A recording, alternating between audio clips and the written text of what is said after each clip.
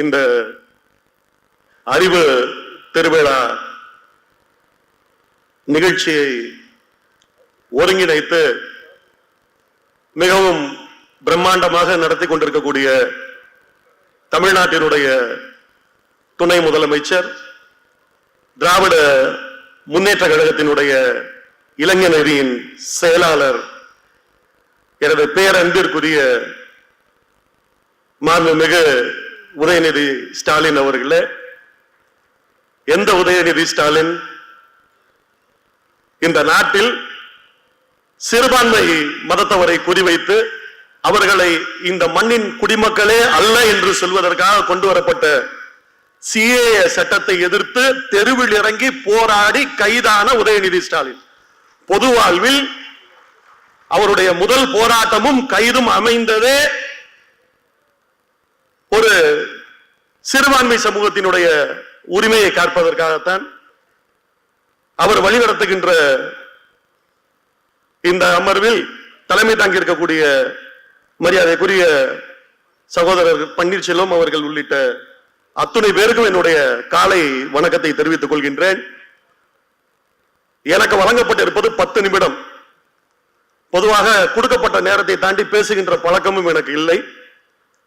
ஆகையால் இந்த கொடுக்கப்பட்ட 10 நிமிடங்களுக்குள் எனக்கு வழங்கப்பட்ட தலைப்பு, ஆம் இது மைனாரிட்டி திமுக தான். இதுதான் எனக்கு கொடுக்கப்பட்ட தலைப்பு. இந்த 10 நிமிடத்திற்குள் திமுக கிறிஸ்துவர்களுக்கோ இஸ்லாமியர்களுக்கோ மற்ற சிறுபான்மையினருக்கோ என்ன செய்தது என்று நிச்சயமாக நான் சொல்ல போவதில்லை. ஒரு கூகுள் பண்ணி பார்த்தீங்கன்னா அது உங்களுக்கே தெரிஞ்சு போயிடும். ஆனால் இது குறித்து நான் பேச நினைப்பது வேறு சில விஷயங்கள். யார் மைனாரிட்டி? ஏன் மைனாரிட்டியின் பக்கம் நாம் நிற்க வேண்டும்? அப்படி நிற்பதால் நமக்கு நடக்கின்ற நன்மை என்ன? 3 விஷயம் தான் அந்த 10 நிமிஷத்துல நம்ம பேச போறது. யார் முதலில் யார் மைனாரிட்டி, இரண்டாவது ஏன் அவங்க பக்கம் நிக்கணும், மூணாவது அதனால் பெறக்கூடிய விளைவு. பொதுவா மைனாரிட்டினாலே நமக்கு ஒரு எண்ணம் இருக்கும், மைனாரிட்டினா இவங்க மைனாரிட்டி அப்படின்னு. மைனாரிட்டின்றவங்க யார்? யாராவது ஒருத்தர் சொல்லுங்க, மைனாரிட்டினா யார்? அந்த நவலடி ராஜா பக்கத்தில் இருக்க தம்பியை கூப்பிடுங்களேன். அவரை உங்களதான் அப்படியே எந்திரிங்க, உங்களதான் எந்திரிங்க. மைனாரிட்டினா யாரு? உங்க பாரு, மைனாரிட்டினா யாரு?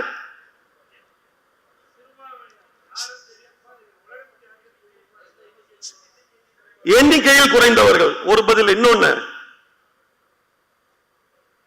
இஸ்லாமிய கிறிஸ்துவர்கள். உட்காரு நண்பர்களே. 2 விஷயம், 2 சம்பவம், 2 தலைவர் கலைஞர் சம்பந்தப்பட்ட விஷயம். முதல்ல இந்த 2 விஷயத்தை மனசுல வாங்கிட்டீங்கன்னா யார் சிறுபான்மையினர் புரிதல் நமக்கு முதல்ல வந்துடும். தலைவர் கலைஞர் முதல்வராக இருக்கின்றார். அப்போது HV ஹண்டே, எதிர்கட்சியில் இருக்கக்கூடிய டாக்டர் ஹண்டே, அவர் பேசுறப்ப என்ன சொல்றாருன்னா, it is a third rated government. திரும்ப தமிழ்ல மொழிபெயர்த்து சொல்றாரு, இது ஒரு 3ஆம் தர அரசு அப்படி ரொம்ப கேவலமா தலைவர் கலைஞரை பார்த்து சொல்றாரு. எல்லாருக்கும் கோவம் வருது. தலைவர் கலைஞர் எந்திரிக்கிறாரு. எந்திரிச்சு பொறுமையா பதில் சொல்றாரு. நண்பர் ஹண்டே இதை 3ஆம் தர அரசு என்று சொன்னார், தயவு செய்து திருத்திக் கொள்ளுங்கள், இது 4ஆம் தர அரசு. படிநிலையில் பிராமணர், வைசியர், சத்திரியர், சூத்திரர் என்று 4 பேர் இருக்கும்போது இது சூத்திரர்களுக்கான அரசு, இது 4ஆம் தர அரசு என்றார். அப்போ நாட்டில் 3% பேரு பார்ப்பனர்கள் எண்ணிக்கையில கம்மியா இருந்தா அவங்க தான் மைனாரிட்டியா இருக்கணும் இல்லையா? 97% நம்ம தான் இருக்கும். அப்ப எண்ணிக்கையில கூட இருக்கும். அப்ப தலைவர் கலைஞர் என்ன சொல்றாரு? இது யாருக்கான அரசுங்கிறாரு? சூத்திரர்களுக்கான அரசுங்கிறாரு. அப்போ எண்ணிக்கை தான் மைனாரிட்டி, ஆனா எண்ணிக்கை மைனாரிட்டி அல்ல. அதை முதல்ல மனசுல வச்சுக்கோங்க. இரண்டாவதா, 2006 நம்ம ஆட்சி பொறுப்புக்கு வருகின்றோம். 118 அந்த நம்பர் நம்ம கிட்ட வேணும். அன்னைக்கு நம்ம கிட்ட இல்ல. நம்ம 95 96 சீட்டு தான் நம்ம ஜெயிக்கிறோம். தோழமை கட்சிகளின் ஆதரவோடு நம்ம ஆட்சிக்கு வந்துடுறோம். என்னைக்குமே ஒரு மைனாரிட்டி அரசாங்கங்கிறது வார்த்தையே கிடையாது. ஒரு அரசாங்கம் மைனாரிட்டி அரசாங்கமா இருந்தா அந்த நிமிஷமே கலைஞ்சு போயிடும். ஒரு அரசாங்கம் ஆட்சியில இருந்தா அது கூட்டணி அரசா இருக்கும், இல்ல கூட்டணி இல்லாத அரசா தான் இருக்குமே ஒழிய மைனாரிட்டி அரசுங்கிற ஒரு வார்த்தை கான்ஸ்டிடியூஷன்ல கிடையாது. ஆனா வெறுப்பேற்றுறதுக்காக நம்ம ஜெயலலிதா என்ன பண்ணிட்டு இருப்பாங்க, இது ஒரு மைனாரிட்டி அரசு, மைனாரிட்டி அரசுன்னு சொல்லிட்டே இருப்பாங்க. அப்ப தலைவர் கலைஞர் சொன்னாரு, ஆமா இது மைனாரிட்டி அரசு தான், உரிமை இல்லாமல் இருக்கின்ற கிறிஸ்துவர்களுக்காக, இஸ்லாமியர்களுக்காக, ஜெயினவர்களுக்காக, இல்ல இந்த மாநிலத்தில் இருக்கக்கூடிய சிறுபான்மை மொழி சிறுபான்மையினருக்காக நடக்கின்ற அரசு. அதனால இது மைனாரிட்டி அரசுன்னாரு தலைவர். ஒரு இடத்துல எண்ணிக்கையில கம்மியா இருக்கவங்களுக்கு இது மைனாரிட்டிக்கான அரசு அப்படிங்கிறாரு. இன்னொரு பக்கம் எண்ணிக்கையில் மெஜாரிட்டியா இருக்கக்கூடிய சூத்திரர்களுக்கான நாலாந்தர அரசு அப்படின்னு சொல்லி சொல்றாரு. அப்ப மைனாரிட்டி அப்படிங்கறத எது தீர்மானிக்குது அப்படின்னு சொல்லி கேட்டீங்கன்னா, யாரிடம் அதிகாரமும் உரிமையும் மற்றவர்களாக இருக்கிறாங்களோ அவங்க தான் மைனாரிட்டி. எண்ணிக்கையில கம்மியா இருக்கிறது மைனாரிட்டியே கிடையாது. இந்த புரிதல் இந்த இந்திய துணை கண்டத்தில் திராவிட இயக்கத்துக்கு மட்டும்தான் இருக்கு, மற்றவங்களுக்கு இல்ல. இதை நான் நெஞ்சு நிமித்தி சொல்லுவேன். அந்த மாமன்னன் படத்துல கூட ஒரு பாடல், ஒரு அழகா அதுல ஒரு லைன், ஒரு யுகபாரதி எழுதியிருப்பாரு, பட இருந்தும் பயந்தசனோன்னு எழுதியிருப்பாரு. அதாவது ஒடுக்கப்பட்ட ஒரு மக்கள் எண்ணிக்கையில அவன் ஜாஸ்தியா தான் இருக்கிறான், படம் இருக்கு அவன்கிட்ட, ஆனா அவன்கிட்ட ஒரு பயம் இருக்கு. அப்ப அந்த பயத்தை எது கொடுத்துச்சு அவனுக்கு? அவன் ஆள் எண்ணிக்கை இருக்கான்ல, அப்ப ஏன் மெஜாரிட்டின்னு சொல்லிக்க முடியல? அப்ப எது பயப்பட வச்சுச்சு? அவனிடம் இல்லாத அதிகாரம், அவனிடம் இல்லாத உரிமை, அவனுக்கு கிடைக்காத மற்ற விஷயங்கள், இதுதான் அவனை மைனாரிட்டியா உணர வைக்குது. அப்போ திராவிட இயக்கம் என்பது என்னன்னு சொல்லி கேட்டீங்கன்னா, பேச ஆரம்பிக்கும் போதே அழகா சொன்னாங்க அண்ணன் பன்னீர்செல்வம், சம தர்மமும் சம உரிமையும் தான் திராவிட இயக்கம். ரொம்ப சிம்பிள். நாம் உரிமை பெறுவது, எனக்கு இருக்கின்ற அதே உரிமையை உனக்கு கொடுப்பது, நான் அதிகாரத்தை பெறுவது, அதே அதிகாரத்தை உனக்கு கொடுப்பது, இதுதான் இந்த இயக்கத்தோட தத்துவம். அப்போ எது மைனாரிட்டி அப்படின்னு கேட்டீங்கன்னா, எண்ணிக்கை. மைனாரிட்டி என்பதை எண்ணிக்கை தீர்மானிக்காது. யார் அதிகாரத்தை அதிகமாக வைத்து யார் அதிக சலுகையும் பலனையும் பெறுகிறாங்களோ அவங்க ஏதோ ஒரு வகையில மெஜாரிட்டியா போயிடுவாங்க, இல்லாதவர்கள் மைனாரிட்டி ஆயிடுறாங்க. அது சம தர்மம் அல்ல என்பதால் ஒவ்வொருவருக்கான உரிமையும் நான் கொடுக்க வேண்டிய கடமை இருக்கு. சரி, நான் ஏற்கனவே பேசல, நான் சொல்லிட்டேன். திமுக இஸ்லாமியர்களுக்கு என்ன செஞ்சது, கிறிஸ்தவர்களுக்கு என்ன செஞ்சது நான் சொல்ல போறதில்லை, அதை கூகுள் பண்ணி பார்த்தாலே தெரிஞ்சு போயிடும் அப்படின்னு. சரி, இதை கொடுக்கும் போது இப்படி யார் மைனாரிட்டி என்பதை தேடி கண்டுபிடித்த எண்ணிக்கையை பற்றி பார்க்காமல், மற்ற விஷயங்களை பற்றி பார்க்காமல், அவங்கள பிடிச்சு நம்ம கொடுக்கும் போது, அவர்களுக்கான அதிகாரத்தையும் உரிமையும் கொடுக்கும் போது என்ன நடக்கும், அதோட விளைவு என்ன? இப்ப ரெண்டாவது பக்கம் வந்தாச்சு. நான் முதல்ல சொன்னது 3 விஷயம் பார்க்க போறோம்னு சொன்னோம். யார் மைனாரிட்டி, இப்ப அந்த புரிதல் நமக்கு வந்துருச்சு. எண்ணிக்கை குறைவு என்பது மைனாரிட்டி அல்ல, அது நமக்கு வந்துருச்சு. ஏன் மைனாரிட்டி பக்கம் நிக்கணும் அதையும் நம்ம சொல்லியாச்சு. ஏன்னா எனக்கு இருக்கிற உரிமை உனக்கு இருக்கணும், எனக்கிட்ட இருக்கிற அதிகாரம் உனக்கு இருக்கணும், எனக்கிட்ட என்ன இருக்கோ அதெல்லாம் உனக்கு இருக்கணும். சம தர்மம், சமத்துவம், சம உரிமை, இதுக்காக நம்ம மைனாரிட்டி பக்கம் நிக்கணும். அது இல்லாதவன் பக்கம் நம்ம நிக்கணும். சரி, இதை கொடுக்கறதுனால என்ன நடக்கும் அப்படிங்கறது அடுத்துக்கு வருவோம். 2 விஷயங்களை மாத்திரம் இப்ப நம்ம எடுத்துக்கோம். தந்தை பெரியாரை பொறுத்தளவுல பெண்கள் சமமா இருக்கணும்னு பேசினாரு. இந்த நாட்டுல 100 பேர் இருந்தாங்கன்னா 50 பேர் ஆண்கள், 50 பேர் பெண்கள். அப்ப ஈக்குவலா 50 பேர் இருக்கையில் அவங்க மைனாரிட்டி இல்ல. அப்ப எண்ணிக்கை மைனாரிட்டி அல்ல, அவர்கள் அதிகாரம் பெற்றவர்கள், அவர்கள் குரல் அற்றவர்கள். அப்ப அவங்களுக்காக குரல் கொடுக்க ஆரம்பிக்கிறாரு. அவர்களுக்காக கல்வி உரிமை வேணும்ன்றாரு, எல்லாத்தையும் சொல்லிட்டே வர்றாரு. அவர் பேசிக்கொண்டே இருந்தார். சட்டமாக்கின்ற வாய்ப்பை காலம் கலைஞருக்கு தருது. ஒரு கட்டத்துல சொத்துரிமையை பெண்களுக்கு கலைஞர் கொடுத்துறாங்க. அதுக்கப்புறம் என்ன பண்ணிடுறாங்கன்னா, 1989 தலைவர் கலைஞர் ஆட்சிக்கு வந்த போது அன்றைக்கு பெண் குழந்தைகள் கல்வியில இடைநிற்றல் இருக்கு இல்லையா, அது ரொம்ப ஜாஸ்தி. 6வது 7வது 8வது எல்லாம் இருக்கையில இந்த பெண்கள் போறது பள்ளிக்கூடத்துக்கு போறது நின்று போயிடும். என்ன காரணம்னு சொல்லி கேட்டீங்கன்னா, அந்த பொண்ணு வயசுக்கு வந்துச்சுன்னு சொல்லி நிப்பாட்டி விட்டுருவாங்க. 1. 2வது, அந்த அம்மாவுக்கு ஒரு குழந்தை பிறந்திருக்கும், அந்த பாப்பாவை பார்த்துக்கணும்னு இந்த பாப்பாவை ஸ்கூல்ல இருந்து நிப்பாட்டிடுவான். 2. 3வது, அடுத்த ஊருக்கு போய் என்னால படிக்க வைக்க என் பிள்ளைய அனுப்ப மாட்டேன். இப்படி பல்வேறு காரணங்கள். மொத்தம் பிள்ளைங்க ஸ்கூலுக்கு வரல. அப்ப தலைவர் கலைஞர் பாக்குறாரு, இவங்கள ஒரு 10வது வரைக்கும் கொண்டு வந்து விட்டுட்டோம்னா அதுக்கப்புறம் ஜம்ப் பண்ணி போயிடுவாங்கிறது அவருக்கு தெரியும். அப்ப மைனாரிட்டியா இருக்கக்கூடிய பெண்கள், அதாவது வாய்ப்பு இல்லாமல், நீங்க மைனாரிட்டின்னு புரிஞ்சுக்க வேண்டியது வாய்ப்பு இல்லாமல் இருக்கக்கூடிய பெண்கள், கல்யாணம் பண்ணீங்கன்னா ஒரு 10,000 ரூபாய் தர்றேன் அப்படிங்கிறாரு. உன் பிள்ளைய ஒரு 8வது 10வது வரைக்கும் படிக்க வச்சுன்னா உனக்கு கல்யாணத்துக்கு ஒரு 10,000, அன்றைக்கு ஒரு பெரிய காசு, ஒரு திருமணம் செய்யக்கூடிய அளவுக்கு உள்ள காசு. அப்பதான் என்ன பண்றாங்க, கிராம பகுதிகளில், ஊரக பகுதிகளில், சிறு நகரங்கள்ல பெண் குழந்தைகளை முதல்ல பள்ளிக்கூடத்துக்கு இடைநிற்றல் இல்லாம அனுப்பி வைக்கிறாங்க. வயசுக்கு வந்தாலும் பரவாயில்ல போகட்டும் அப்படின்னு. அந்த குழந்தை அப்படியே அந்த 10வது வருது. அந்த 10வதுல என்ன ஆகுதுன்னு கேட்டீங்கன்னா, 500க்கு 450 mark, 460 mark, state first, school first அப்படியே வர ஆரம்பிக்குது. ரொம்ப பெற்றோருக்கே அன்னைக்கு தான் தெரியுது பொம்பளை பிள்ளைங்க அறிவு இருக்கு, படிக்கணும். அது வரைக்கும் பயிலுக்கு மட்டும் தான் படிப்பாங்க நினைச்சிட்டு இருந்துச்சு. அப்ப 10வது வருது. அந்த வருஷம் ரிசல்ட்டை பாத்தீங்கன்னா அதுக்கப்புறம் என்ன ஆகுதுன்னு கேட்டீங்கன்னா, பொம்பளை பிள்ளைங்க தான் ஜாஸ்தி மார்க் வாங்குது, பொம்பளை பிள்ளைங்க தான் ஜாஸ்தி போயிட்டு இருக்கு.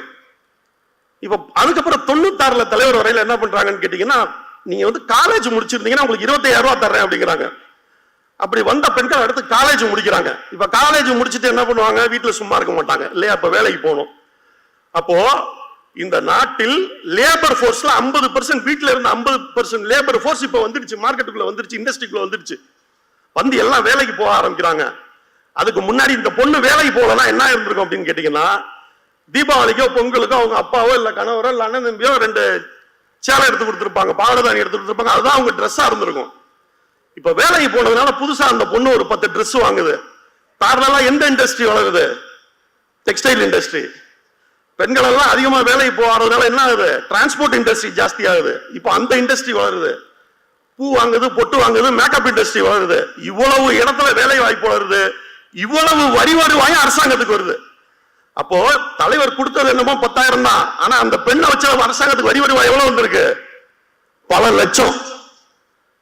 அப்போ மைனாரிட்டியா இருக்கக்கூடிய ஒரு பெண்ணுக்கு அவ சமமா இருக்கணும்னு அவருக்கு அந்த உரிமையை கொடுத்ததால் இந்த நாடு வளர்ந்திருக்கு. இவ்வளவுதான் நம்ம புரிஞ்சுக்க வேண்டியது. அப்போ மைனாரிட்டி என்பது எண்ணிக்கை அல்ல, மைனாரிட்டிகளுக்கு சமமாக நடத்த வேண்டும். அவர்களை சமமாக நடத்தும் போது என்ன நடக்கும் என்றால் இந்த நாட்டினுடைய பொருளாதார வளரும், இந்த நாடு வளரும். இதைதான் சாதித்து காட்டியதால் தான் இன்றைக்கு தமிழ்நாடு இந்தியாவின் முதல் மாநிலமாக இன்றைக்கு இருக்கின்றது. ஆக இந்த புரிதலோடு நாம் வைத்துக் கொள்வோம். கிட்டத்தட்ட 10 நிமிடத்தை நான் நெருங்குகின்றேன். நண்பர்களே, இந்த நேரத்தில் இன்னும் ஒரு விஷயத்தை நாம் சிந்திக்க வேண்டியிருக்கின்றது. இந்த நாட்டிலுடைய 97% மக்கள் அடிமைப்பட்டு கிடந்த போது அதில் இருந்து வெளியே வந்து தத்துவார்த்த ரீதியாக யோசித்தது திராவிட இயக்கம். இந்த மாநிலம் கிட்டத்தட்ட 2000 ஆண்டுகள் நாம் அடிமைப்பட்டு கிடந்தது. ஒரு சிறு கூட்டத்திடம் உரிமையின்றி, கல்வியின்றி, வேலை வாய்ப்பின்றி நம்மை அவர்கள் மைனாரிட்டி ஆக்கி இதையெல்லாம் இழக்க செய்து நாம் அடிமைப்பட்டு இருந்தோம். உலகில் 2 இனங்கள் இருக்கும், உலகில் பல்வேறு இடங்களிலே 2 இனங்கள் இருக்கும். ஒரு இனம் இன்னொரு இனத்தை வந்து அடக்கி ஆளும், ஒரு இனம் விடுதலை பெற துடிக்கும். அப்ப என்ன நடக்கும்னு கேட்டீங்கன்னா, 2 பேருக்கும் சண்டை நடக்கும், கத்தி எடுத்து அடிச்சுக்குவான், சண்டை போடுவான். பக்கத்துல இலங்கையில பார்த்தோம், சிங்கள பேரினவாதத்துக்கும் தமிழர்களுக்குமான சண்டை.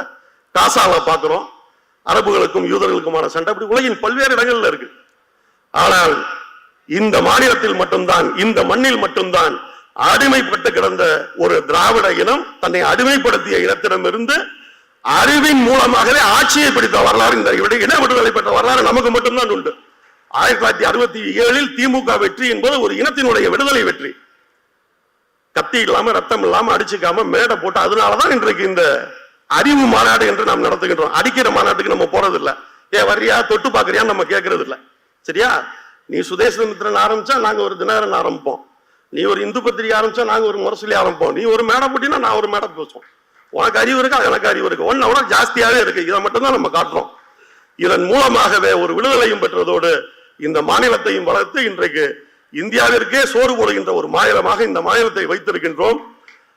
நான் சொன்னேன் இல்லையா, நமக்கு கிடைச்சது எல்லாருக்கும் போய் சேரணும், நம்மளோட வச்சுக்க கூடாது. சமதர்மம், சமத்துவம், சம உரிமை, இதை இழந்தவர்கள் மைனாரிட்டி, அவங்களுக்கு நம்ம கொடுக்க வேண்டிய கட்டாயம் நமக்கு இருக்கு. அப்போ இந்த மாநிலத்தினுடைய தத்துவங்கள் இந்தியாவின் எல்லா பகுதிக்கும் போக வேண்டியிருக்கு. பீகாரில் இருக்கக்கூடிய என் தோழனுக்கு தேவைப்படுது, ஒடிசாவில் இருக்கக்கூடிய என் தோழனுக்கு தேவைப்படுது, மகாராஷ்டிராவில் இருக்கக்கூடிய ஒரு தோழனுக்கு இது தேவைப்படுது. தந்தை பெரியார் இந்த தத்துவங்களை உருவாக்கினார். பேரறிஞர் அண்ணா அவர் கரடு முரடாக சொன்னதை எளிமையாக்கி மக்களிடம் கொண்டு போய் சேர்த்தார். தலைவர் கலைஞர் அதை எல்லாம் சட்டமாக்கினார். நம்முடைய மாண்புமிகு முதலமைச்சர் அவர்கள் அதை காத்து வளர்க்கின்றார். இந்தியாவின் முதல் மாநிலமாக தமிழ்நாட்டை உருவாக்குகின்றார். நான் என்னுடைய கனவாக சொல்வேன், என்னுடைய கனவாக மட்டுமல்ல உங்கள் அனைவருடைய கனவாகவும் நான் சொல்வேன். நாளைக்கு இந்த இயக்கத்தினுடைய இளைஞரணி செயலாளர் இந்தியாவில் இருக்கின்ற அத்தனை மாநிலங்களுக்கும் இந்த தத்துவத்தை எடுத்து செல்வார். இந்த தத்துவம் தேசமெங்கும் எதிரொலிக்கும். அது இளைஞரணி செயலாளராக நடந்தே தீரும் என்று கூறி வாய்ப்புக்கு நன்றி கூறி விடைபெறுகிறேன். நன்றி, வணக்கம்.